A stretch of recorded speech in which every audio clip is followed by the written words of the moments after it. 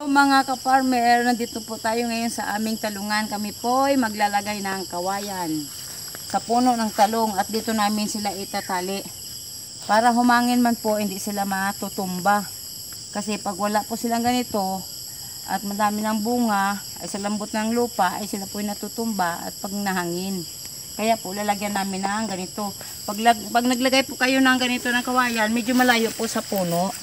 Yan po, para hindi madali yung kanilang mga ugat.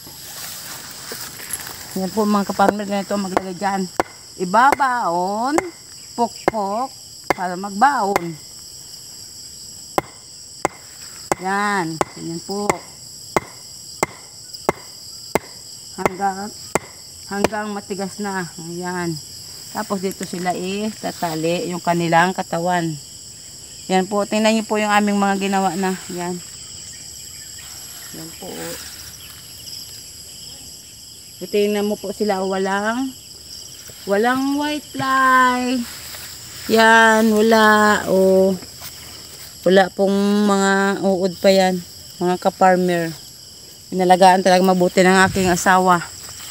At sasabihin ko po sa inyo yung kanyang sikreto na pang-spray. Sa sunod ko na pag-vlog.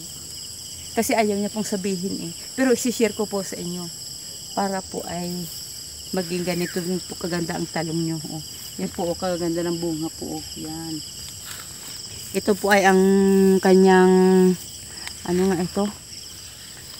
Ito po ang kanyang variety ay morena po. Morena po ito. Ito. Yan po mga talong. Yan, hanggang doon po yan. 600 puno lang po ito lahat.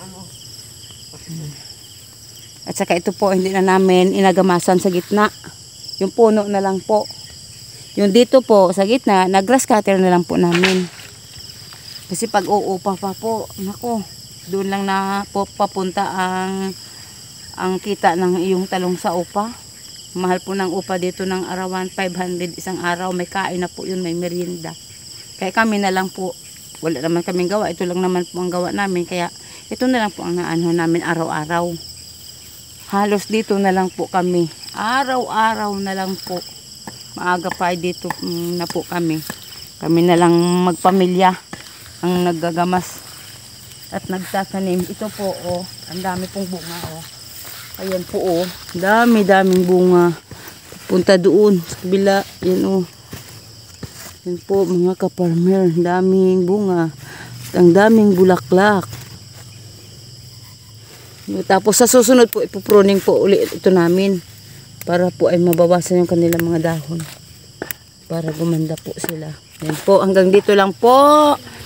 Mga ka-farmer. Ayan po, dito lang muna kami. Sa sunod po ulit na pag-vlog ko, sabihin ko na sa inyo kung ano yung kanyang pang-spray. Sige po, bye-bye po. Salamat.